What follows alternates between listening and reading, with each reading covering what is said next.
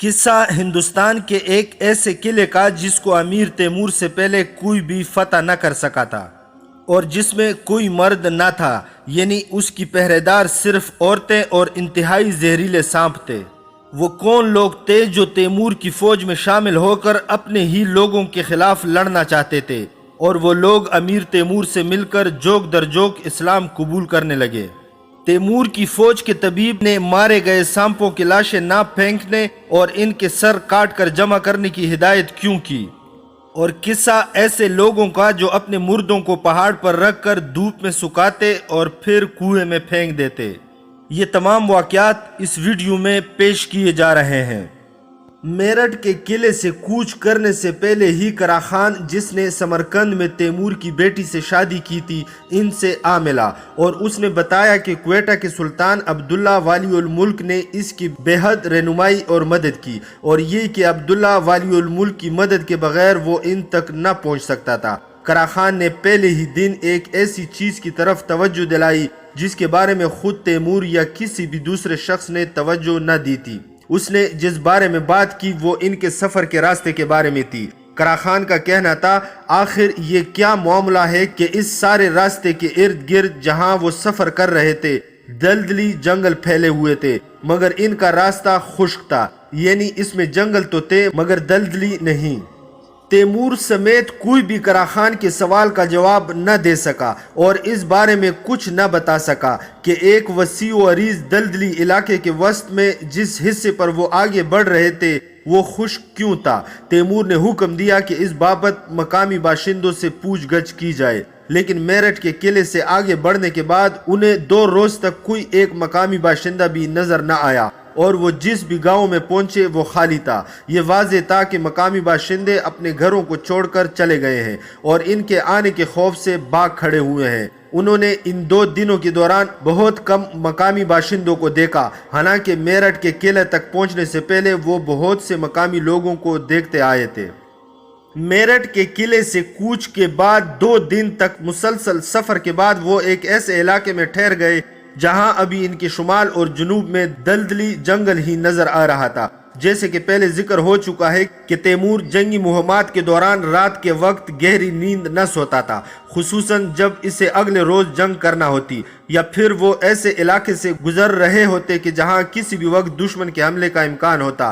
ایسی راتوں میں تیمور ہر نصف یا پون گھنٹہ کے وقفے سے اٹھ بیٹھتا اور کان لگا کر آوازوں کو سننے لگتا۔ بعض اوقات وہ اپنے خیمے سے باہر نکل کر فوجی چھاونی کا جائزہ لینے نکل جاتا اور دیکھتا کہ ان کی فوجی چھاونی کو کوئی غیر معمولی صورتحال تو درپیش نہیں۔ فوجی مہمات کے دوران تیمور اپنی فوج کی خیمہ کو رات کے وقت روشن نہ کرتا، مگر اس کے پہرے دار مشغلے لیے تیار ہوتے، اور جیسے ہی انہیں کسی بھی طرح کے خطرے کا احساس ہوتا تو وہ مشغلے جلا دیتے تاکہ دشمن کو دیکھ سکے۔ اس رات بھی دوسری راتوں کی طرح تیمور کی نیند بے حد ہلکی تھی اور وہ بار بار اٹھ بیٹھتا تھا۔ تھوڑی تھوڑی دیر بعد وہ اٹھ کر مختلف آوازوں کو سننے کی کوشش کرتا، اور جب اسے احساس ہوتا کہ خیمہ پر خاموشی طاری ہے تو وہ واپس سونے کے لیے بستر پر لیٹ جاتا۔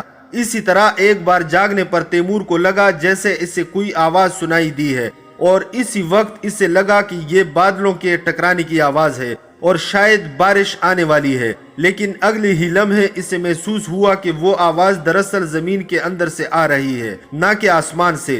تیمور فوراً بستر سے اٹھ بیٹھا اور اپنا آہنی خود سر پر جما لیا۔ تیمور کے خیمے سے باہر نکلنے سے پہلے ہی خبردار کرنے والے نکارے بج گئے اور پوری خیمہ گاہ جاگ اٹھی۔ اپنے خیمے سے باہر آنے پر تیمور نے دیکھا کہ خیمہ گاہ کے اطراف میں مشغلیں روشن تھی۔ اب اسے یقین ہو گیا کہ ان پر دشمن نے شب خون مارا ہے۔ تیمور کو یقین تھا کہ ان پر حملہ کرنے والی فوج دلدلی جنگل سے آئی ہے، کیونکہ اگر وہ کسی بھی اور سمت سے آتی تو ان کے ہراول دستے ضرور انہیں دیکھ لیتے۔ خیمہ گاہ میں سپاہیوں کے جاگنے سے پیدا ہونے والی آواز میں وہ آواز دب گئی جو زمین کے اندر سے آ رہی تھی۔ تیمور غور سے دیکھنے لگا تاکہ معلوم کر سکے کہ دشمن کس طرف سے حملہ آور ہوا تھا، لیکن پھر اسی لمحے اسے دور سے آواز سنائی دی جو چیخ کر کہہ رہی تھی، ہاتھی ہاتھی۔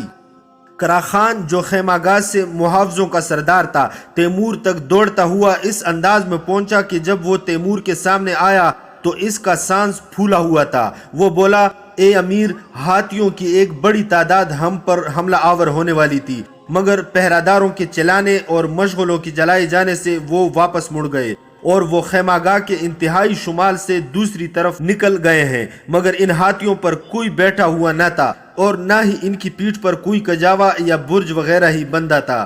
میں جا رہا ہوں تاکہ پوری طرح تحقیق کروں، پھر نتیجے سے تمہیں آ کر مطلع کر دوں گا۔ چونکہ دشمن کے حملے کی کوئی خبر نہ تھی، لہٰذا تیمور نے حکم دیا کہ سپاہیوں کو سونے دیا جائے تاکہ وہ اگلی صبح سفر کرنے کے قابل ہو سکے۔ اس رات تیمور کو وہی آواز بار بار سنائی دیتی رہی جس کا ذکر پہلے آ چکا ہے، اور وہ بار بار اسے سن کر بیدار ہوتا رہا، اور اس کے ساتھ پہراداروں کے چیخنے کی آوازیں بھی آتی رہیں، مگر ہر بار انہیں پتہ چلتا کہ ہاتھیوں کا جھنڈ وہاں سے گزر رہا ہے۔ قرا تیمور کے سامنے حاضر ہوا اور کہنے لگا، اے امیر، میں نے مقامی رہنماؤں سے تحقیق کی ہے جو ہندوستان کے رہنے والے ہیں، اور انہوں نے بتایا کہ یہ جنگلی ہاتھی ہیں جو دریا کی طرف بھاگ رہے ہیں۔ تیمور نے حکم دیا کہ سفری رہنماؤں کو اس کے حضور پیش کیا جائے۔ جب وہ آئے تو تیمور نے ان سے پوچھا، کیا دلدلی جنگل میں پانی نہیں ہے جو ہاتھی پانی کے لیے دریا کی طرف بھاگ رہے ہیں؟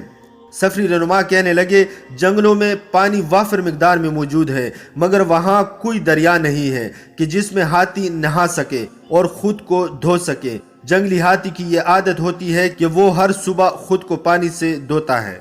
تیمور کو علم تھا کہ ان کے راستے میں دریا موجود تھا اور وہ اگلی صبح اس تک پہنچنے والے تھے۔ تیمور جلد از جلد اس دریا کو پار کرنا چاہتا تھا تاکہ ہندوستان کا موسم برسات یعنی مونسون شروع ہونے سے پہلے ہی وہاں سے گزرا جائے، کیونکہ برسات شروع ہونے پر دریا میں سیلاب کا خطرہ تھا جو ان کے دریا عبور کرنے میں مشکلات کھڑی کر سکتا تھا۔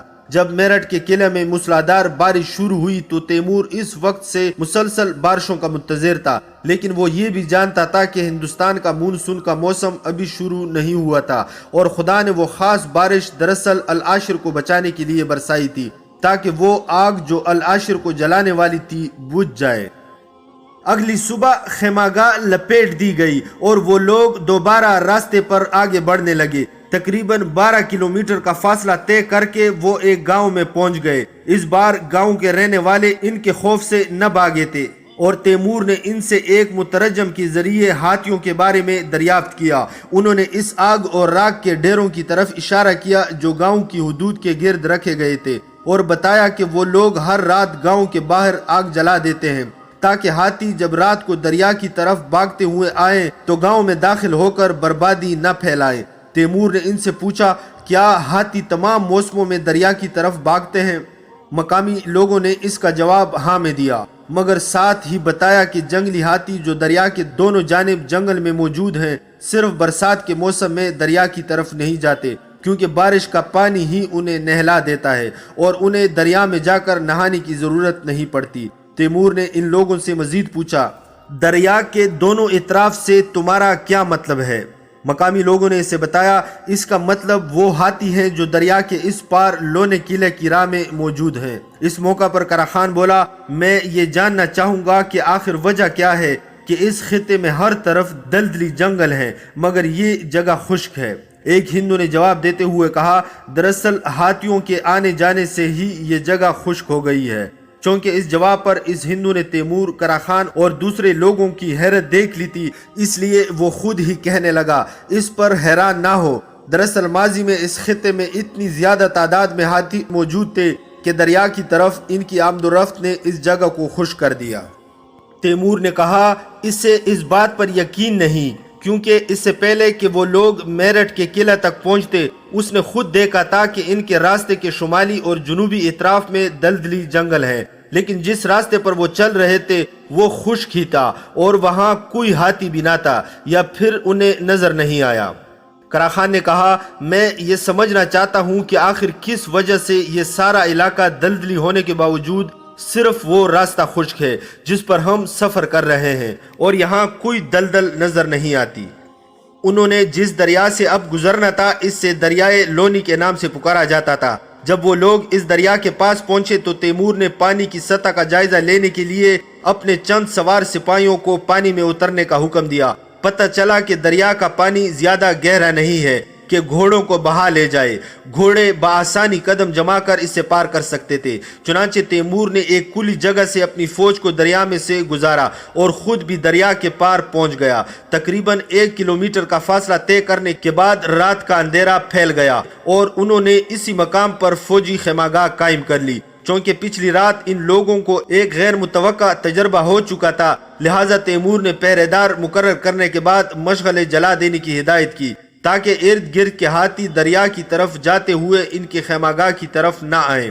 رات کے تیسرے پہر کے شروع ہوتے ہی ہاتھیوں کے گزرنے کی علامات ظاہر ہونا شروع ہو گئیں۔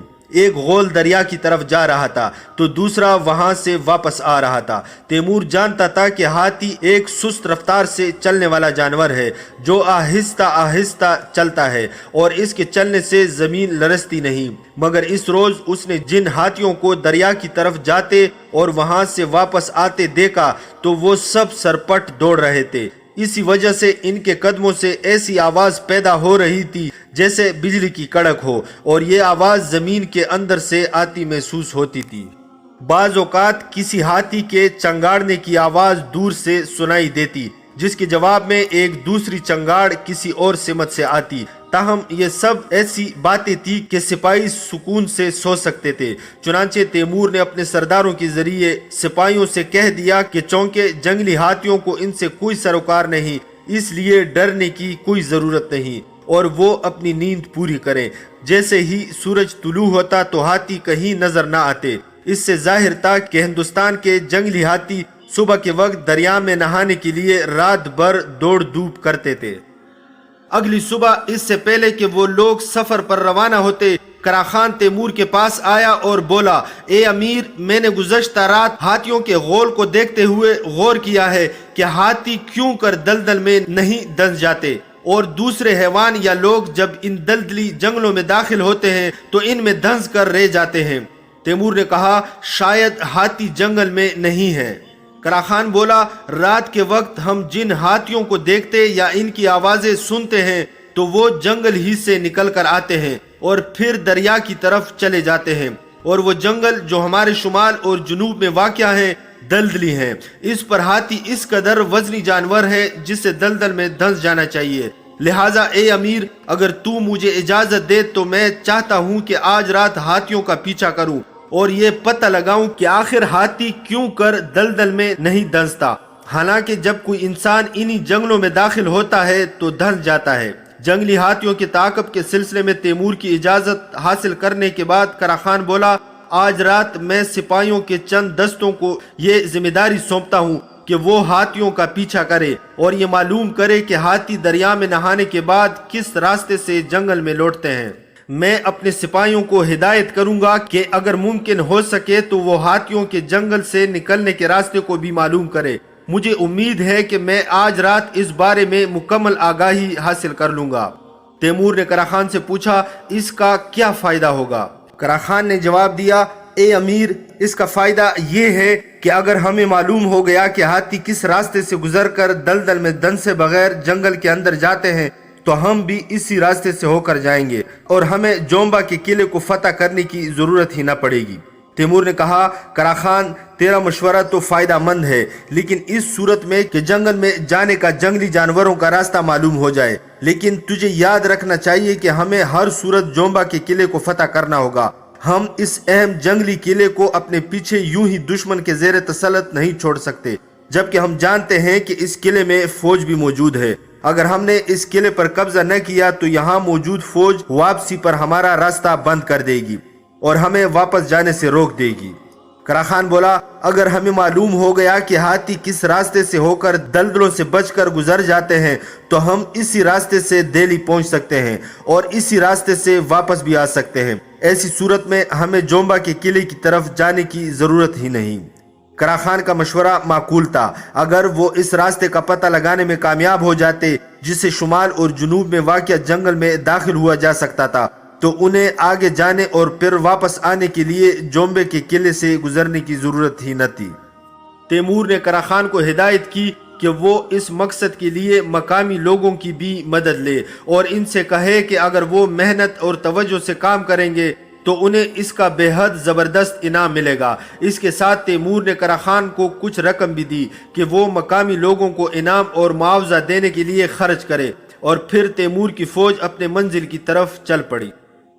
اس روز ان کا گزر کئی مقامی آبادیوں سے ہوا۔ مقامی آبادیوں کے لوگ ان سے خوفزدہ نہ تھے، کیونکہ تیمور نے اپنے ہراول دستوں کو پہلے ہی یہ ہدایت کر دی تھی کہ مقامی لوگوں پر یہ واضح کر دے کہ انہیں ان سے کچھ لینا دینا نہیں ہے۔ وہ لوگ تو محض وہاں سے گزرنے والے مسافر ہیں، اور انہیں اپنا گاؤں چھوڑ کر جانے کی کوئی ضرورت نہیں، کیونکہ ان کی جان کو کوئی خطرہ نہیں۔ اگر انہیں کچھ خریدنا ہوگا تو وہ اس کا معاوضہ ضرور ادا کریں گے۔ اس روز تیمور نے ایک ترجمان کے ذریعے کئی مقامی باشندوں سے دریافت کیا کہ ہاتھی دلدل میں کیوں نہیں دنستے، حالانکہ وہ اس قدر بھاری بھرکم جانور ہے، مگر اس سوال کا ایک ہی جواب اس سے بار بار سننے کو ملا، اور وہ یہ تھا کہ ہاتھی اس لیے دلدل میں نہیں ڈوبتا کہ وہ ویشنو دیو کا روپ ہے۔ دراصل ہندوؤں کے بے شمار دیوتا تھے، جن میں سے دوسرے دیوتا کا نام ویشنو تھا۔ ان کے عقیدہ کے مطابق ویشنو کوئی بھی روپ اختیار کر سکتا ہے، اور ہاتھی اس کے اختیار کیے ہوئے مختلف روپوں میں سے ایک روپ ہے، اور چونکہ وہ ایک دیوتا ہے اس لیے وہ دلدل میں نہیں دھنستا، لیکن ایک انسان دلدل میں دھنس جاتا ہے۔ ظاہر ہے تیمور کو ان باتوں پر قطعی یقین نہ آیا کہ ہاتھی چونکہ دیوتا ہے اس لیے دلدل میں نہیں ڈوبتا۔ تیمور کو دہلی کے بارے میں کوئی خبر نہ تھی، لیکن وہ یہ ضرور جانتا تھا کہ اگرچہ وہ تیز رفتاری سے آگے بڑھ رہے تھے، مگر وہاں ان لوگوں کے قریب پہنچنے کی اطلاع پہنچ چکی ہوگی۔ جس بات کی تیمور کو خبر نہ تھی وہ یہ تھی کہ ملا اقبال والی دہلی نے یہ سن کر کہ تیمور دہلی کے قریب پہنچ رہا ہے، سلطان محمود خلجی کو رہا کر دیا تھا، جو کہ اس کی قید میں تھا، اور اس سے تیمور کے خلاف متحد ہو کر مقابلہ کرنے کا مطالبہ کیا تھا۔ سلطان محمود نے ملا اقبال کی تجویز مان لی تھی، اور وہ دونوں تیمور کے خلاف متحد ہو گئے تھے۔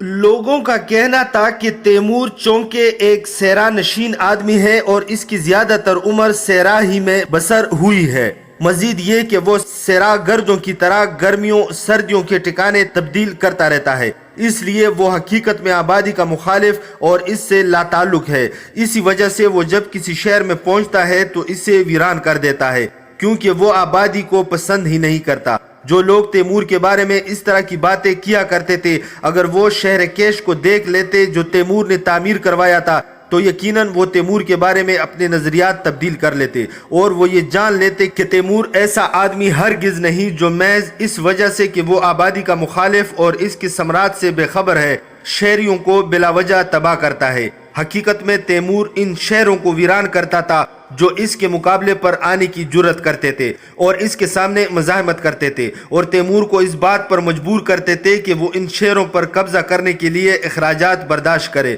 اور اپنے سپاہیوں کا خون بہائے۔ چنانچہ ایسے شہروں کو تیمور کچھ اس طرح ویران کرتا کہ پھر آنے والے زمانوں میں بھی ان کا نام و نشان نہ ملتا، اور وہ لوگوں کے لیے عبرت کا سامان بن جاتے۔ تاہم ان شہروں میں دو چار قسم کے لوگوں کو جن کا ذکر پہلے کئی بار آ چکا ہے وہ لازماً امان دے دیتا اور باقیوں کو نیست و نابود کر دیتا۔ تاہم ایسا کبھی نہ ہوا کہ کوئی شہر اس کے سامنے اطاعت تسلیم کر لے اور وہ پھر بھی اس شہر کو تباہ کرنے یا اس کے باشندوں کو قتل کرنے کے لیے احکامات صادر کر دے۔ دراصل تیمور کے نزدیک جنگ کا اصول یہ تھا کہ جب کوئی شہر مقابلے پر اتر آئے اور مزاحمت کرے تو فتح کرنے کے بعد اسے تباہ کرنا اور اس کے باشندوں کو تہ تیغ کرنا جائز ہے۔ یہ قانون اس نے نہ بنایا تھا، یہ دراصل اس کے دادا یعنی چنگیز خان کا بنایا ہوا تھا۔ یاد رہے کہ تیمور تفخر کے طور پر خود کو چنگیز کی نسل سے بتاتا تھا، اور یہ بھی کہا جا سکتا ہے کہ چنگیز خان نے تو محض اس اصول پر عمل کیا اور اس کو وضع کرنے والے تو نامعلوم زمانے کے لوگ تھے۔ بہرحال یہ بات ثابت شدہ تھی کہ شہر میں رہنے والے لوگ صحراؤں میں رہنے والے لوگوں سے کم ہمت والے تھے۔ تیمور پر یہ بات عیاں ہو گئی تھی کہ شہر میں رہنے سے انسان راحت طلب اور عیش و عشرت کا عادی ہو جاتا ہے اور اس میں جنگ کرنے کی صلاحیتیں باقی نہیں رہتی۔ یہی وجہ تھی کہ تیمور نے 40 برس کی عمر سے لے کر اپنی آخری عمر تک ساری زندگی صحرا اور بیابانوں میں ہی گزار دی، تاکہ ایسا نہ ہو کہ شہر میں رہنے کی عادت اس سے بھی آرام پسند اور کاہل بنا دے۔ जिस रोज वो लोग दिल्ली की तरफ रवाना हुए, तैमूर ने अपने सरदारों को इस बात पर मामूर किया कि वो तमाम सिपाहियों को हिदायत कर दे कि मकामी लोगों को तंग न करे और गांव वालों से कोई सरोकार न रखे, उन्हें इनके हाल पर छोड़ दें ताकि वो अपने अकायद और तरीकों के मुताबिक आज़ादाना तौर पर जिंदगी गुजारते रहें। ताहम जिस इलाके से वो लोग गुजर रहे थे, वहाँ जिस हिंदू गांवों के लोगों ने इन पर हमले में पहल की, तो तैमूर ने इन सब को तहत करा दिया और एक गांव में तो एक इंसान भी जिंदा न बचा। तैमूर ने ऐसा इसलिए किया ताकि हिंदू ये जान ले कि अगर वो तस्लीम होकर रहेंगे तो वो उन्हें कोई नुकसान न पहुंचाएगा, लेकिन अगर उन्होंने मज़ाहिम होने की जुर्रत की और इनके खिलाफ हाथ उठाया तो उन्हें नेस्तो नाबूद कर दिया जाएगा।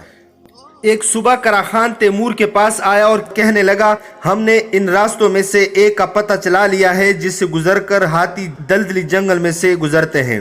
करा खान कहने लगा, मैंने जिन सिपाहियों को ये जिम्मेदारी सौंपी थी कि वो हाथियों का पीछा करे, उन्होंने पता लगा लिया कि हाथी किला लोने के जुनूब में ऐसे खुश्क रास्ते से होकर जंगल में जाते हैं जो किले की मशरकी सिमत की तरफ चला जाता है। अगर तुम अपनी फौज को इस रास्ते से गुजार लो तो तुम्हें किले पर कब्जे की जरूरत न होगी, तुम इसी रास्ते से आगे जा सकते हो और फिर वापसी पर भी इसी रास्ते को अख्तियार कर सकते हो।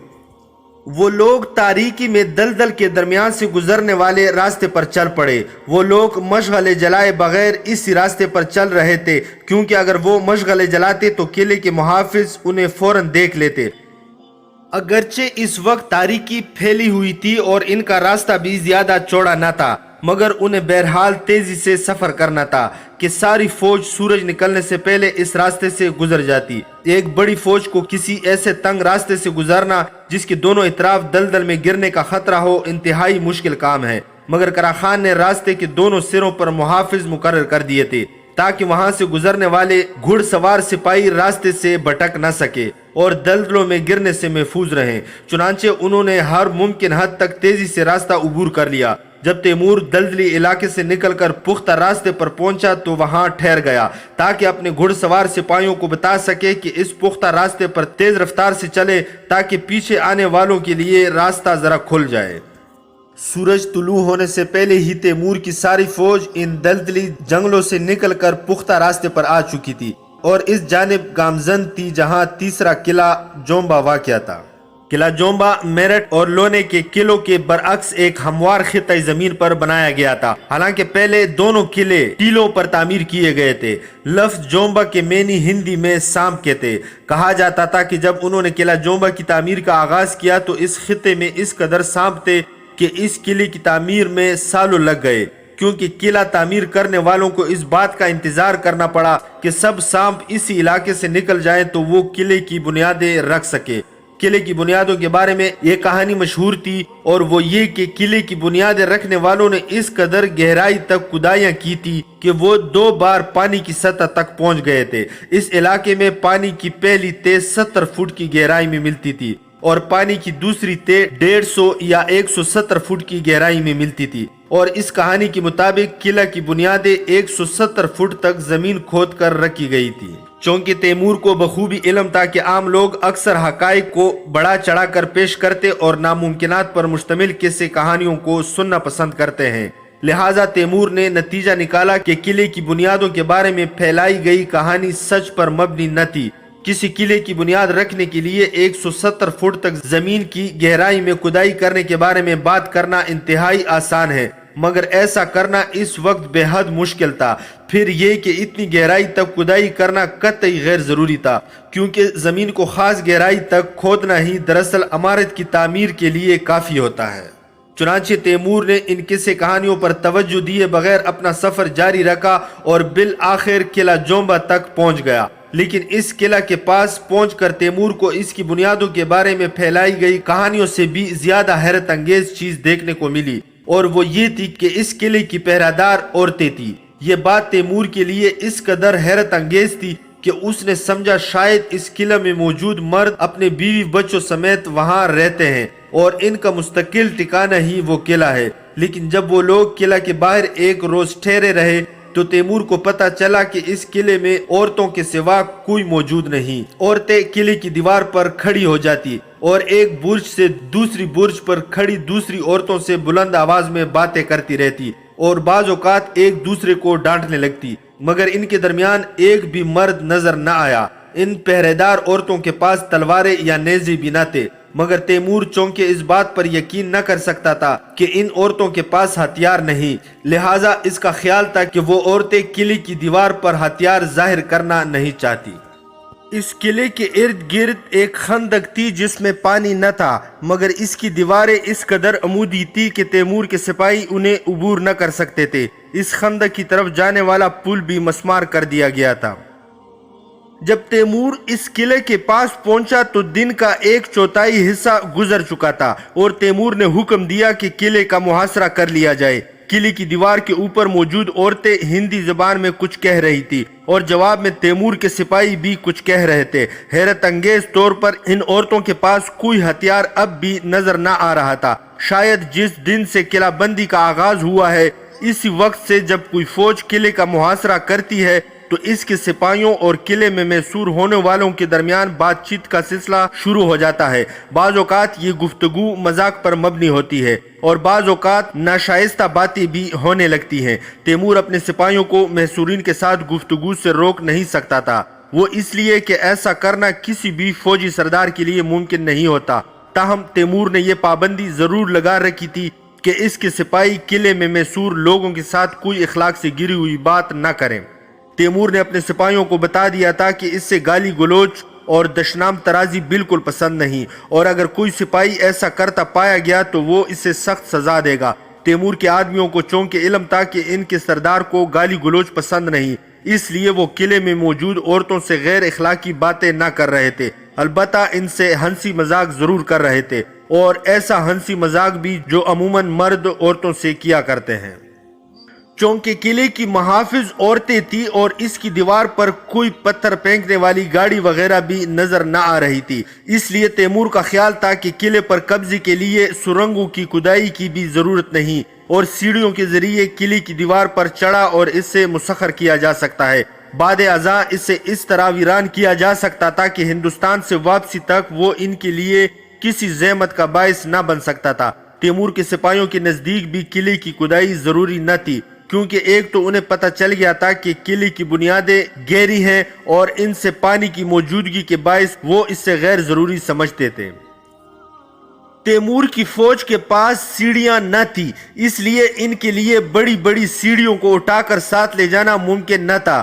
اس لیے تیمور نے فوری طور پر سیڑھیاں بنانے کا حکم دیا تاکہ اس کے سپاہی قلعے کی فصیل پر چڑھ سکے۔ تیمور کے سپاہیوں نے وقت ضائع کیے بغیر ارد گرد موجود درخت گرا دیے اور سیڑھیاں بنانا شروع کر دی۔ قلعہ جومبا کے نزدیکی علاقوں میں ہندو نظر نہ آتے تھے کہ جن سے قلعے کے اندر کی صورتحال کے بارے میں دریافت کیا جا سکتا۔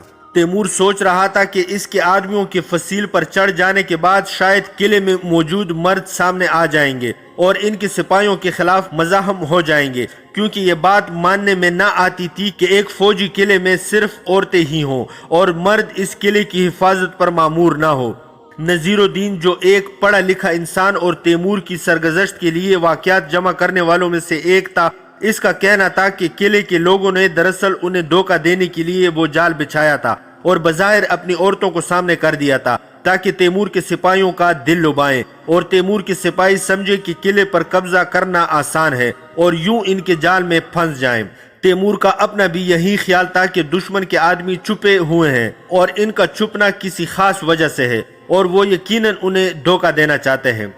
سورج ڈوبنے کو تھا جب تیمور نے اپنے سرداروں کو بلا کر کہا کہ ممکن ہے آج رات دشمن ہم پر شب خون مار دے، لہٰذا ہمیں چاہیے کہ جنگ کے لیے تیار رہیں۔ قلعے کی فصیل پر نظر آنے والی عورتیں سورج غروب ہونے تک نظر آتی رہیں اور پھر غائب ہو گئیں۔ وہ سونے کے لیے چلی گئیں یا تاریکی کے سبب تیمور کو نظر نہ آئی۔ چونکہ شب خون کا خطرہ تھا لہٰذا تیمور نے رات کے وقت مشغلے نہ جلانے کی ہدایت کی، تاہم اس نے پہرے داروں سے کہا کہ مشغلے تیار رکھے تاکہ جنگ کی صورت میں انہیں فوری طور پر جلایا جا سکے اور دشمن کو دیکھا جا سکے۔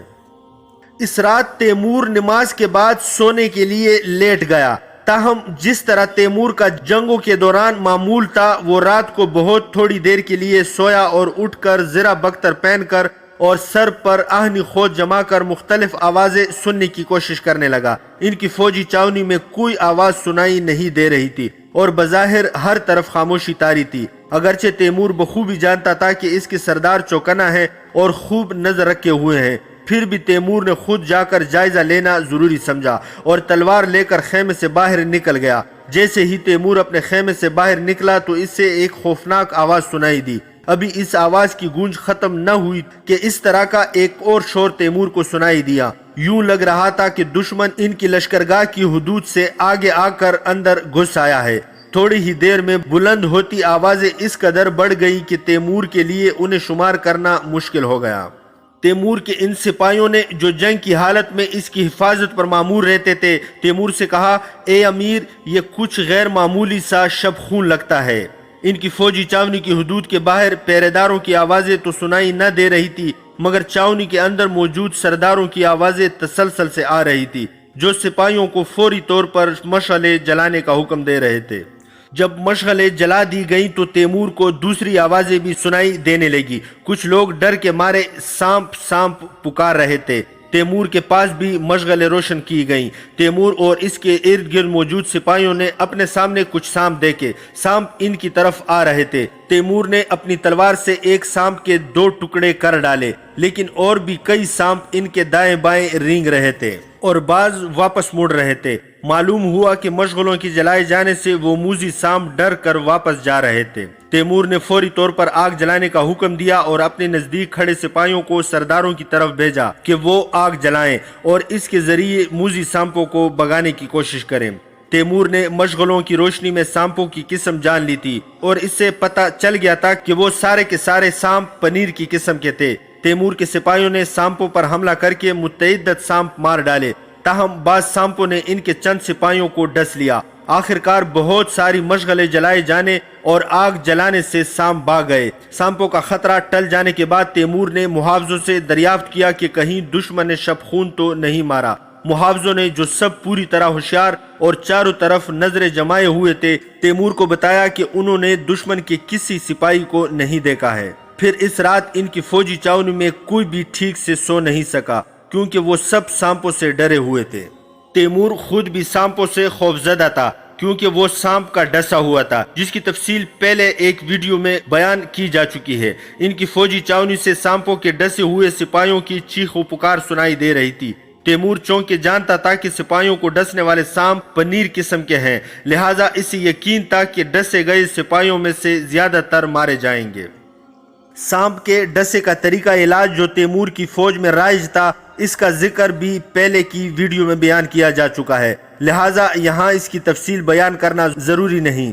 نذیر الدین عمر، جو تیمور کی فوج کے طبیبوں میں سے ایک تھا، اس نے بتایا کہ سانپ کے ڈسے ہوئے ہر شخص کو لازماً سانپ کے ڈسنے کی جگہ کو چاقو کی مدد سے چیرنا ہوگا تاکہ اس جگہ سے خون بہہ نکلے۔ اگر سانپ کے ڈسے کی جگہ ایسے مقام پر ہو جسے چاقو سے چیرنا ممکن نہ ہو، جیسے کہ اگر سانپ کسی سپاہی کے پیٹ پر کاٹ لے، تو ایسی صورت میں کوئی دوسرا سپاہی اس جگہ پر خون کو چوس کر تھوک دے تاکہ اس سپاہی کے جسم سے سانپ کا زہر نکل جائے۔ نذیر الدین عمر نے سانپ ڈسوں کے علاج کے لیے مرہم بھی تیار کر کے دیا۔ اس نے ہدایت کی کہ مارے گئے سانپوں کو پھینکا نہ جائے اور ان کے سر کاٹ کر کوٹے جائیں۔ اس نے ہر سر سے چند ڈسے ہوئے سپاہیوں کے لیے مرہم تیار کیا اور تجویز کیا کہ زخم کے کاٹے یا خون چوسے جانے کے بعد وہ مرہم لگا دیا جائے۔ اس نے دعویٰ کیا کہ اگر اس کی بتائی گئی ہدایات پر عمل کیا گیا تو امید ہے کہ سانپ کے ڈسے صحت یاب ہو جائیں گے۔ اگلی صبح جب سپاہی مرے ہوئے سانپوں کے سر کاٹ رہے تھے تو ان پر ایک اور چیز ظاہر ہوئی کہ سانپوں کے لاشیں ان کی فوجی چاونوں کے باہر کے حصوں میں موجود نہ تھے، بلکہ سب کے سب قلعہ کی سید میں پڑے تھے۔ ان کی فوجی چاونی ایک دائرے کی صورت میں قلعہ کے باہر حصار بنائی ہوئی تھی اور سانپوں کے لاشیں ظاہر کر رہے تھے کہ یا تو وہ قلعے سے آئے تھے یا پھر قلعے میں لوٹ جانا چاہتے تھے۔ وہ سانپ جنگل سے نکل کر ان کی طرف نہ آئے تھے۔ دوسرے روز بھی تیمور کے سپاہی سیڑھیاں تیار کرنے میں مصروف رہے اور سپیر کے قریب انہوں نے قلعے کی فصیل پر چڑھنے کے لیے سیڑھیاں تیار کر لی تھی۔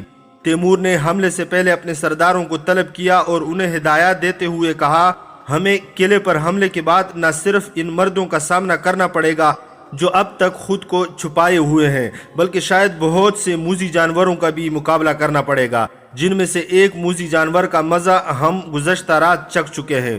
तैमूर ने अपने सरदारों को बताया कि इन मूजी हशरात से निमटने का बेहतरीन तरीका आग से मदद लेना है, लिहाजा उन्हें किले पर हमले के वक्त आग जलाने का इंतजाम करके रखना होगा।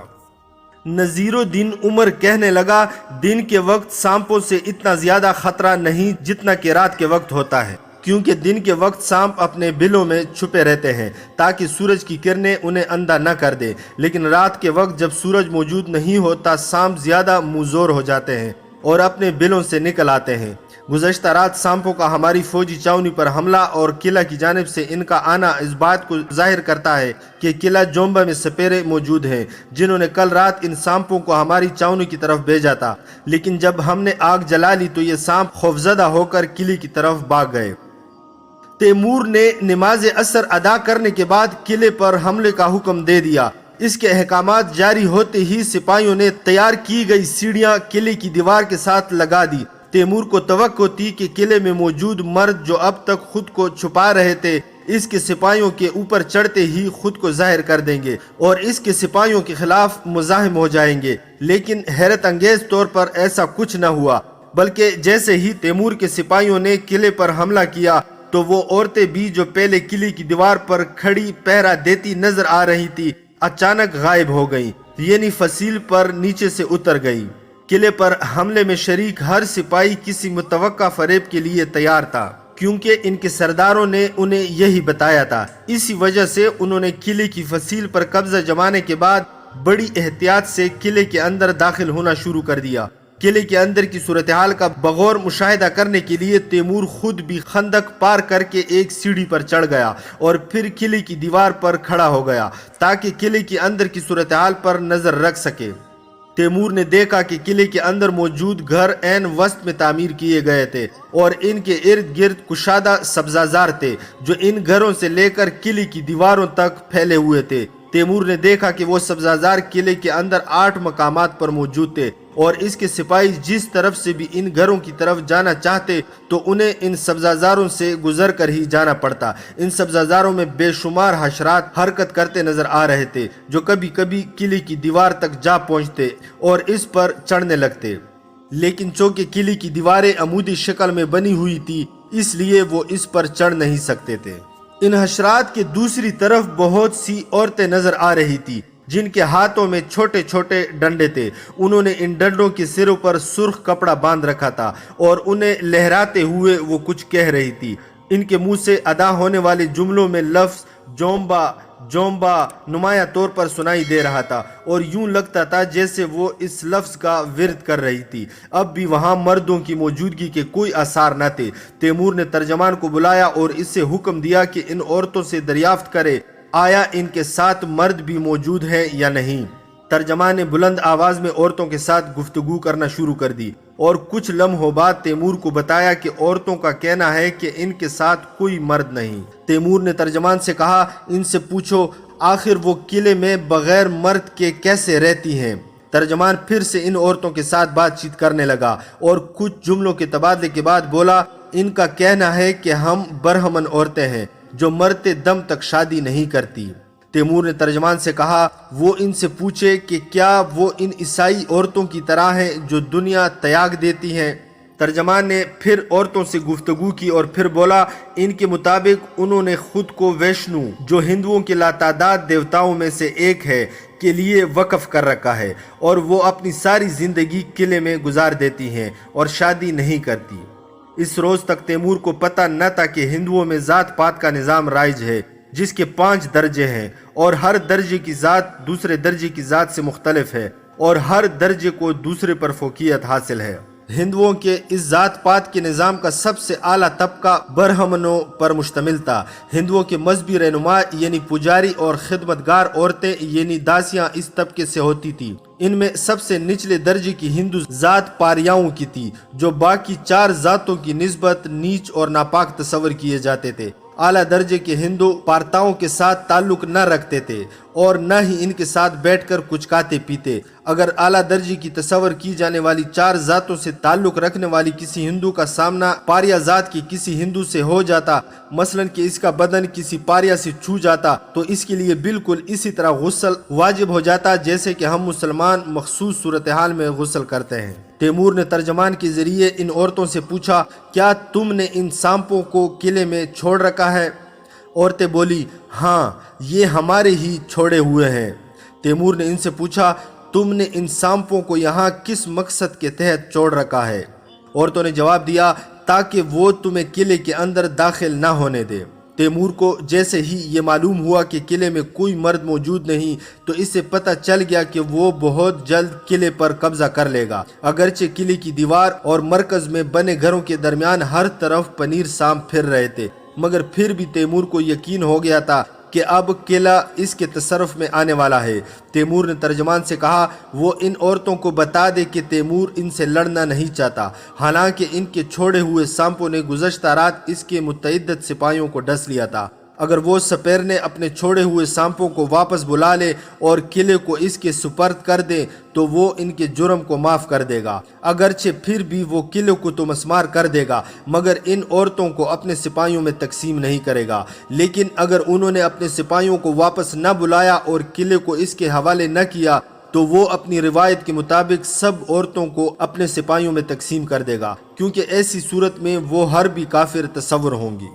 ان عورتوں نے تیمور کے انتباہ کو نظر انداز کر دیا اور ان کے خلاف مزاحمت پر تیار ہو گئیں۔ تیمور چاہتا تو اپنے مشغل برداروں کو سانپوں کے دور ہٹانے اور ان کے قلعے کے دروازے کھولنے کے لیے بھیج سکتا تھا، لیکن وہ جانتا تھا کہ ان کے زمین پر قدم رکھنے سے پہلے ہی سانپ انہیں ڈس لیں گے۔ تیمور کو پتا تھا کہ جب کوئی پنیر سانپ حملہ کرنے کے لیے تیار ہو تو اس کے ڈسنے کے لیے وار کرنے کی رفتار انسان کے پلک جھپکنے سے بھی کم وقت لیتی ہے۔ تیمور کے مشغل بردار جس قدر بھی پھرتیلے ہوتے، وہ خود کو زمین پر اترنے کے بعد ان سانپوں کے ڈسنے سے نہ بچا سکتے تھے، اور چونکہ دن کی روشنی میں آگ آسانی سے دکھائی نہیں دیتی، لہٰذا ممکن تھا کہ سانپ اس سے خوفزدہ نہ ہوتے اور وہی ٹھہرے رہتے۔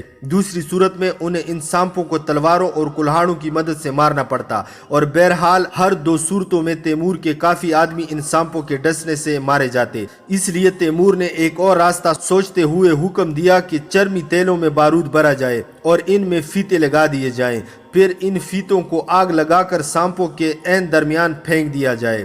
جیسے ہی سانپ ادھر ادھر بکھر جاتے تو تیمور کے سپاہیوں کو ان کے بکھرنے سے بننے والے راستے پر اتر کر قلعے کے دروازے کھول دینے تھے جو دیوار کے نزدیک ہی موجود تھے، اور یوں تیمور کی فوج قلعے میں داخل ہو جاتی۔ جیسے ہی بارود سے بھرا پہلا تیلا سانپوں کے عین درمیان گر کر پٹا تو ان ہندو عورتوں کی طرف سے چیخیں بلند ہوئی جو سرخ کپڑا لیے ہوئے ڈنڈے تامی تھی۔ ان کے وہم و گمان میں بھی نہ تھا کہ تیمور اس طریقے سے ان کے سانپوں کو مار کر اپنے سپاہیوں کے داخل ہونے کے لیے راستہ بنا لے گا۔ جتنے زیادہ سانپ مارے جاتے، ہندو عورتیں اتنا ہی زیادہ چیخو پکار کرتی۔ تیمور کے سپاہی سانپوں کے پیچھے ہٹتے ہی نیچے اترے اور پہلے ایک اور اس کے بعد سب دروازے کھول دیے۔ اسی لمحے تیمور کی فوج کی فتح صاف ظاہر ہو گئی۔ انہوں نے سب عورتوں کو سورج غروب ہونے سے پہلے ہی گرفتار کر لیا اور انہیں قلعے سے باہر منتقل کر دیا۔ تیمور نے ان عورتوں میں سے ان کو اپنے حضور طلب کیا جو دوسری عورتوں کی نسبت زیادہ بلند درجہ رکھتی تھی، اور ان سے پوچھا کہ ان میں سے ہر ایک نے ایسا ڈنڈا کیوں تام رکھا تھا جس پر سرخ کپڑا باندھ کر وہ لہرا رہی تھی۔ عورتوں نے بتایا کہ وہ اس طریقے سے سانپوں کو حملہ کرنے کی ہدایت دے رہی تھی کیونکہ سانپ سن نہیں سکتے مگر سرخ رنگ دیکھ سکتے ہیں اور اس کا مطلب جان لیتے ہیں۔ اس روز تیمور کو پہلی بار ان سپیرن عورتوں کی زبانی علم ہوا کہ سانپ سن نہیں سکتے۔ تیمور نے عورتوں سے پوچھا کہ وہ سانپ کیوں پالتی ہیں۔ عورتوں نے جواب دیا کہ وہ سانپوں کو پالتی نہیں بلکہ سانپ تو محض قلعہ کا دفاع کرنے کا ذریعہ تھے۔ ان سانپوں ہی کی وجہ سے تیمور سے پہلے کوئی بھی اس قلعہ کو فتح نہ کر پایا تھا اور اس قلعے پر حملہ آور ہونے والی ہر فوج کو شکست کا سامنا کرنا پڑا تھا۔ تاہم تیمور نے آخر کار اس قلعے کو فتح کر لیا تھا۔ ان عورتوں نے تیمور کو بتایا کہ قلعے کے اندر بڑے بڑے بل ہیں جن میں سے ہر ایک 100 فٹ چوڑا ہے، جن کے اندر وہ عورتیں ان سانپوں کو رکھتی تھی۔ جب کبھی بھی قلعہ جومبا پر حملہ کیا گیا تو وہ رات کے وقت سانپوں کو قلعے کے باہر چھوڑ دیتی ताकि वो दुश्मन के सिपाहियों को डस ले। अक्सर औकात सांपों का एक ही हमला दुश्मन को खौफजदा करने आया और वहां से भाग जाने पर मजबूर कर देने के लिए काफी होता था। तैमूर ने औरतों से पूछा, क्या अब भी अंदर बने बिलों में सांप मौजूद हैं? औरतें कहने लगी कि उन्होंने किले पर हमले के बाद तमाम सांपों को खुला छोड़ दिया था ताकि तैमूर के सिपाही इन सांपों के खौफ से सीढ़ी की मदद से नीचे न उतर सके। ताहम मुमकिन है कि कुछ सांप खौफजदा होकर वापस बिलों में घुस गए हों। तैमूर ने अपने सिपाहियों को खबरदार किया कि इनमें से कोई भी किले के अंदर न सोए, क्योंकि ये मुमकिन था कि किले के अंदर सांप दोबारा निकलकर उन्हें डस लेते। इस रात तैमूर ने किले से पकड़ी जाने वाली तमाम औरतों को अपने सिपाहियों में तकसीम कर दिया। उसने अपने सिपाहियों को हिदायत की कि वो फौजी चावनी की हुदूद के बाहर मशगले रोशन रखे ताकि सांप गुज़श्ता रात की तरह इनकी चावनी पर हमला न कर सके। ताहम तैमूर को सुबह होने तक चावनी से किसी तरह की आवाज सुनाई न दी और न ही किसी को सांप ने डसा। किला जोम्बा से 2 दिन तक मुसलसल सफर करने के बाद चूंकि घोड़ों को आराम करने की जरूरत थी, लिहाजा तैमूर ने सपेर के वक्त एक जगह ठहरने का हुक्म दे दिया और इसके सिपाहियों ने छावनी कायम कर दी। इस वक्त तैमूर को इत्तला मिली कि हिंदुओं का एक वफद इसकी छावनी में आया है और वो लोग इसकी फौज में शामिल होने के ख्वाहिशमंद है। तैमूर को इस गैर मुतवक्का पेशकश से बेहद हैरत हुई। बहरहाल उसने इनके नुमाइंदों को अपने हुजूर तलब किया ताकि पता चला सके कि आखिर इनका मकसद क्या है। तैमूर के सिपाही इनके चंद नुमाइंदों को इसके पास ले आए। तैमूर ने तर्जमान के जरिए इनसे पूछा कि वो किस मकसद से आए हैं। उन्होंने कहा, ए अमीर, हमें पता चला है कि तू दिल्ली पर कब्जा करना चाहता है, इसलिए हम तेरे हुजूर हाजिर हुए हैं कि तेरी फौज में शामिल होकर तेरी मदद करें। अगर तू हमें अपनी फौज में शामिल नहीं करना चाहता तब भी हम हर तरह से हाजिर हैं कि तू जैसे चाहे हम दिल्ली पर कब्जे के सिलसिले में तेरी मदद करें। इसके बदले हम सिर्फ ये चाहते हैं कि तू हमें इतना सामान खुराक दे दे कि जिससे हमारी आल औलाद का पेट भर सके। तैमूर ने इनसे दरियाफ्त किया, तुम सब तो हिंदू हो, फिर ये कैसे मुमकिन है कि तुम सब अपने हम मजहबों के खिलाफ मेरी मदद करने पर तैयार हो और अपने साथियों के खिलाफ जंग करना चाहते हो? वो कहने लगे, हम सब की नज़रों में नापाक हैं, लेकिन हमें बताया गया है कि अगर हम तेरा मजहब कबूल कर लें तो तू हमें नापाक तस्वर नहीं करेगा और हम भी तेरे दूसरे सिपाहियों जैसे हो जाएंगे। इसलिए हम तेरे पास आए हैं कि तेरा मजहब कबूल करके तेरी फौज का हिस्सा बन जाएं और तेरी जीत के लिए तलवार बुलंद करें। तैमूर ने इनसे कहा, क्या तुम लोग इस तबके से ताल्लुक रखते हो जिसे पारिया यानी अछूत के नाम से पुकारा जाता है? उन्होंने हाँ में जवाब दिया। फिर कहने लगे, चूंकि हमें सब लोग नापाक और नजस तस्वर करते हैं, इसलिए हम तकरीबन सारा साल भूख प्यास का शिकार रहते हैं। हमें दूसरों का बचा कच्चा और मुस्तरद शुदा खाना खाने को मिलता है। हमें कूड़ा उठाने और गंदगी साफ करने के सिवा कोई काम करने की इजाजत नहीं। तैमूर ने इनसे कहा, अगर तुम लोग मुसलमान हो जाओ तो तुम सब भी दूसरे ही मुसलमानों की तरह होगे। तुम्हें कोई नापाक नहीं समझेगा और तुम हर वो काम कर सकोगे जो दूसरे मुसलमान करते हैं। मुसलमान अपनी बेटियां तुमसे ब्याह देंगे और तुम्हारी बेटियों को भी ज़ौजियत में लेने पर आमादा होंगे। इस पर वो कहने लगे, फिर तो हम मुसलमान होने के लिए सद के दिल से राजी हैं, लेकिन जब हम मुसलमान हो जाएंगे तो इसके बाद अपने बाल बच्चों को यहाँ से मुंतकिल कर देंगे। तुझसे दरख्वास्त है कि ऐसी सूरत में हमें मुसलमान मुल्कों में आबाद करे ताकि हम वहाँ अपने बाल बच्चों समेत जिंदगी गुजार सकें।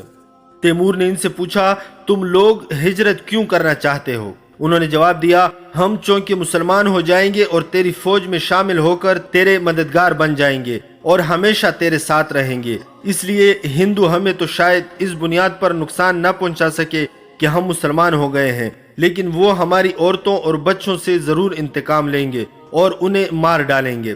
तैमूर ने कहा, तो ठीक है, मैं तुम्हें हिंदुस्तान के उन इलाकों में ज़मीनें दे दूंगा जहां मुसलमान बसते हैं ताकि तुम अपनी औरतों और बच्चों को वहां रख सको।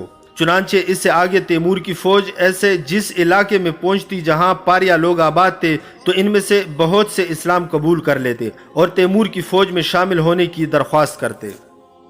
दिल्ली से कुछ फासले पर एक गांव आबाद था जिसे यज़द के नाम से पुकारा जाता था, जो शायद पहले कभी यज़दान होगा और आम बोलचाल के बाइस यज़द पुकारा जाने लगा। जब तैमूर की फौज इस गांव में पहुंची तो बहुत से बुजुर्ग आदमियों पर मुश्तमिल एक ग्रोह इनके इस्तकबाल के लिए आया। ये लोग तैमूर को शाह ईरान के लक़ब से पुकार रहे थे। तैमूर ने इनसे पूछा, تم لوگ کون ہو اور یہاں کیا کرتے ہو؟ وہ کہنے لگے کہ وہ آتش پرست ہیں اور ان کے آباء و اجداد کا تعلق فارس، کرمان اور یزد سے ہے۔ ان ملکوں کے بادشاہ ان لوگوں کو اپنے ملکوں میں رکھنے پر تیار نہ تھے، لہٰذا جب کوئی چارہ نہ بچا تو وہ لوگ اپنے ملکوں کو چھوڑ کر ہندوستان میں آ بسے۔ وہ کافی عرصے تک بے گھر رہے، حتیٰ کہ خلجی سلطانوں میں سے ایک نے ان پر ترس کھا کر انہیں یہ خطہ ارض عطا کر دیا جس پر اب وہ آباد تھے۔ اب وہ ان گھروں میں رہتے تھے جنہیں انہوں نے خود تعمیر کیا تھا۔ یہ بزرگ آدمی جو تیمور کے استقبال کے لیے آئے تھے فارسی زبان میں بات کرتے تھے، تاہم ان کا لہجہ کرمان کے لوگوں جیسا تھا۔ معلوم ہوا کہ انہوں نے اب تک اپنی مادری زبان فارسی کو اختیار کیے رکھا تھا، حالانکہ ان کے آباء و اجداد کو اپنے ملکوں سے ہندوستان میں آ کر آباد ہوئے 200 سال گزر چکے تھے۔ چونکہ آرام کرنے کا وقت تھا، لہٰذا تیمور یزد نامی گاؤں میں کچھ دیر کے لیے ٹھہر گیا اور ان بوڑھے آدمیوں سے گفتگو کرتا رہا۔ ان لوگوں کی باتیں سن کر تیمور بے حد حیران ہوا، کیونکہ اسے پتہ چلا کہ ان آتش پرست بوڑھوں نے مسلمانوں کی مقدس کتاب یعنی قرآن مجید کا بھی مطالعہ کر رکھا تھا اور وہ اللہ تعالیٰ کے کلام سے بخوبی واقف تھے۔ وہ لوگ تیمور کو بتانے لگے، جیسا کہ تم لوگ ہمارے بارے میں سوچتے ہو اس کے بالکل برعکس ہم لوگ پلید نہیں ہیں، کیونکہ ہم بھی اہل کتاب ہیں، اور خود تمہاری کتاب یعنی قرآن مجید میں لکھا ہے کہ ہر وہ قوم جو صاحب کتاب ہے پاک ہے۔ ہماری کتاب جس کا نام رند ہے قدیم ترین کتابوں میں سے ایک ہے۔ تیمور نے ان سے کہا، قرآن پاک میں اللہ تعالیٰ نے بتوں کی پوجا کرنے والوں کو ناپاک قرار دیا ہے۔ بوڑھے آتش پرست بولے، ہم بتوں کی پوجا نہیں کرتے اور ہمارے یہاں بت خانے بھی نہیں ہوتے، بلکہ ہم تو ایک خدا کی عبادت کرتے ہیں۔ تیمور نے ان سے کہا، تم لوگ آگ کی پوجا کرتے ہو اور آگ ہی تمہارا بت ہے۔ وہ بولے، ہم آتش پرست نہیں ہیں، ہم آگ کا احترام کرتے ہیں، کیونکہ یہ اس کائنات کے 4 خالص ترین عناصر پانی، مٹی، ہوا اور آگ میں سے ہے۔ اس کے بعد گفتگو کا رخ ان کے آباء و اجداد کی طرف مڑ گیا، اور تیمور کو یہ جان کر اور بھی حیرت ہوئی کہ وہ لوگ ایران کی تاریخ سے بھی واقف تھے، کیونکہ انہوں نے شاہنامہ پڑھ رکھی تھی اور اس وقت بھی پڑھتے تھے۔ انہوں نے تیمور کو بتایا کہ ماضی میں ہندوستان کی طرح ایران میں بھی لوگ مختلف طبقات میں تقسیم تھے اور ہر طبقے کا ایک مخصوص نام بھی ہوا کرتا تھا۔ ان ذاتوں پر مشتمل طبقوں میں پہلا طبقہ آتش پرستوں کا تھا، جنہیں مذہبی رہنما تصور کیا جاتا تھا۔ دوسرا طبقہ جنگجوؤں پر مشتمل تھا جو جنگوں میں داد شجاعت دیا کرتے تھے۔ تیسرا طبقہ ہنرمندوں کا تھا اور چوتھے طبقے میں کھیتی باڑی کرنے والے شامل تھے۔ تاہم ایران کے پرانی طبقاتی نظام اور ہندوستان کے ذات پات کے نظام میں بہت بڑا فرق تھا، اور وہ فرق یہ تھا کہ ایران کے پرانی نظام میں پاریا جیسی کوئی ذات پات یا پلید لوگوں کا طبقہ نہ تھا، جبکہ ہندوستان میں نچلی ذات کے لوگوں کا طبقہ موجود تھا۔ تیمور نے ان لوگوں سے پوچھا، کیا تم اپنے مردوں کو جلا دیتے ہو؟ وہ مجوسی بولے، ہم ہندو نہیں کہ اپنے مردوں کو جلا دیں یا انہیں دریا میں بہا دیں اور دریا کو نجس کر دیں۔ تیمور نے پوچھا، تو پھر تم لوگ اپنے مردوں کا کیا کرتے ہو؟ ان مجوسیوں میں سے ایک نے، جس کی لمبی سفید داڑھی تھی، جنوب کی طرف واقع ایک کم بلندی والی پہاڑی کی طرف اشارہ کیا اور بولا، جب ہم میں سے کوئی مر جاتا ہے تو ہم اس کے مردہ بدن کو اس پہاڑی پر لے جاتے ہیں۔ ہم اس کے مردہ بدن کو پہاڑی کی چوٹی پر چھوڑ دیتے ہیں تاکہ سورج، ہوا اور بارش کا پانی اس کے بدن کو بے حید کر دے اور اس کا گوشت اور رگ پھٹے سب خشک ہو جائیں۔ جب اس کے بدن پر خشک ہڈیوں کے سوا کچھ باقی نہیں رہتا تو ہم اسے ایک کنویں میں پھینک دیتے ہیں جو اس پہاڑی کے اوپر ہی موجود ہے۔ تیمور نے ان سے پوچھا، تم لوگ مرنے والوں کو زمین میں کیوں نہیں دفن کر دیتے؟ انہوں نے جواب دیا، اگر ہم اپنے مردوں کو دفن کرنے لگے تو زمین آلود ہو جائے گی۔ ہم زمین کو اپنے مردوں سے آلودہ نہیں کرنا چاہتے، کیونکہ یہ 4 خالص ترین عناصر میں سے ایک ہے۔ تیمور نے ان مجوسیوں سے مزید دریافت کیا، کیا تم اپنے اصل ملکوں کو لوٹنا اور دوبارہ فارس، یزد اور کرمان میں بود و باش اختیار کرنے کے خواہش مند ہو؟ ان مجوسیوں نے جواب دیا، اگر ہم آج اپنے ملکوں کو واپس لوٹ جائیں تو ہمارے پاس اپنی گزر اوقات کا کوئی ذریعہ نہ ہوگا، چونکہ ہم لوگ بھیک مانگنے والوں میں سے نہیں اور ہم میں سے کسی نے بھی بھیک نہیں مانگی، لہٰذا ہم لوگ بھوکوں مر جائیں گے۔ اس کے علاوہ آج تم ایران کے حاکم ہو اور ہمارے ساتھ حسن سلوک سے پیش آ رہے ہو۔ اللہ تمہیں عمر دراز عطا کرے، لیکن اس بات کا کوئی بھروسہ نہیں کہ تمہارے بعد ایران پر حکومت کرنے والے بادشاہ ہمارے ساتھ کیا سلوک کریں گے۔ لہٰذا بہتر یہی ہے کہ ہم یہیں رہیں اور یہیں اسی سرزمین میں مر جائیں جو اب ہمارا ملک بن چکی ہے۔ تیمور نے کہا، میرے بعد میرے بیٹے ایران پر حکمرانی کریں گے، اور چونکہ تم لوگ اہل کتاب ہو، میں یہ وصیت کر جاؤں گا کہ میرے بعد میرے بیٹے تم لوگوں کے ساتھ بھی اس طرح سلوک کریں جیسے کہ دوسرے اہل کتاب لوگوں کے ساتھ کیا جاتا ہے، اور تمہیں بت پرستوں اور ناپاک لوگوں میں شامل نہ کریں۔ وہ آتش پرست بولے، اے عظیم سردار، ہم لوگ اب ہندوستان میں رہنے کے عادی ہو چکے ہیں اور خود میں اس سرزمین کو چھوڑنے کا حوصلہ نہیں پاتے۔ ہماری آنے والی ویڈیو جو قسط نمبر 20 پر مشتمل ہوگی، جس میں ہم انشاءاللہ امیر تیمور کے دہلی پر حملے کی تفصیل اور اس کو پیش آنے والے پراسرار واقعات پیش کریں گے۔ اگر آپ لوگ امیر تیمور یا مزید تاریخی اور حقیقی واقعات پر مبنی ویڈیوز دیکھنا چاہتے ہیں تو اس ویڈیو کے نیچے دیے گئے سرخ رنگ کے بٹن سبسکرائب کو دبا کر ساتھ میں بیل کے نشان کو بھی دبائیں تاکہ ہماری ہر آنے والی نئی ویڈیو آپ کو بروقت اور فوری مل سکے۔ اور اس ویڈیو سے پہلے اپلوڈ کی گئی امیر تیمور کی مختلف داستانوں پر مشتمل 18 ویڈیوز دیکھنے کے لیے ہمارے چینل پر موجود پلے لسٹ چیک کریں۔